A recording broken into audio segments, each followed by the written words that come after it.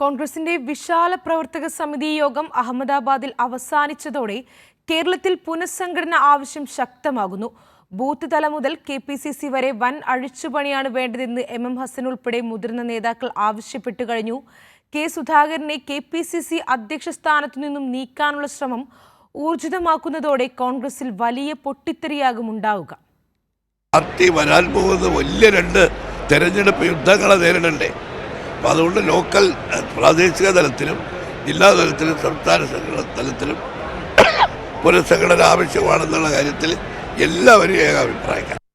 കേരളത്തിലെ കോൺഗ്രസിൽ അടിമുടി അഴിച്ചുപണി നടന്നില്ലെങ്കിൽ ഒരു തിരിച്ചുവരവ് ഉണ്ടാകില്ലെന്ന അഭിപ്രായം പരസ്യമാക്കുകയാണ് നേതാക്കൾ.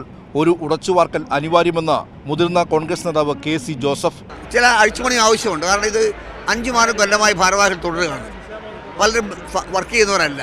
അവരെ ഒഴിവാക്കി ഒരു റീജുവനേഷൻ കോൺഗ്രസിന് ആവശ്യമാണ്. പുനഃസംഘടന വൈകുന്നതിലെ അതൃപ്തി കൊടിക്കുന്നിൽ സുരേഷ് MPയും മറച്ചുവെക്കുന്നില്ല. ജില്ലാ കോൺഗ്രസ് കമ്മിറ്റികളെ ശക്തിപ്പെടുത്തുന്നതിനും അതോടൊപ്പം തന്നെ സംസ്ഥാന പ്രദേശ് കോൺഗ്രസ് കമ്മിറ്റികൾ, അതോടൊപ്പം തന്നെ താഴെത്തട്ടിലുള്ള പാർട്ടിയുടെ ഘടകങ്ങൾ ഇതെല്ലാം ശക്തിപ്പെടുത്തി മുന്നോട്ട് പോയാൽ മാത്രമേ ഇനിയുള്ള കാലത്ത് പിടിച്ചെടുക്കാൻ കഴിയൂ.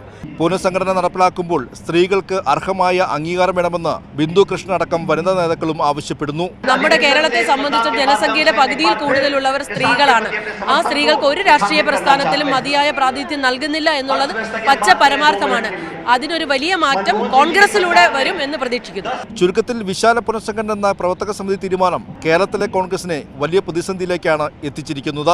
വിശാലമായ പുനഃസംഘടന കോൺഗ്രസിനെ ശാക്തീകരിക്കാനാണെന്ന് പ്രവർത്തക സമിതി അവകാശപ്പെടുമ്പോഴും കേരളത്തിലേക്ക് വന്നാൽ അത് വലിയ പൊട്ടിത്തെറിയിലേക്ക് മാറുമെന്ന കാര്യത്തിൽ സംശയമില്ല. അഹമ്മദാബാദിലെ AICC സമ്മേളന നഗരിയിൽ നിന്നും ക്യാമറമാൻ കിരൺ രാജിനൊപ്പം CB ജോസഫ്, കൈരളി ന്യൂസ്.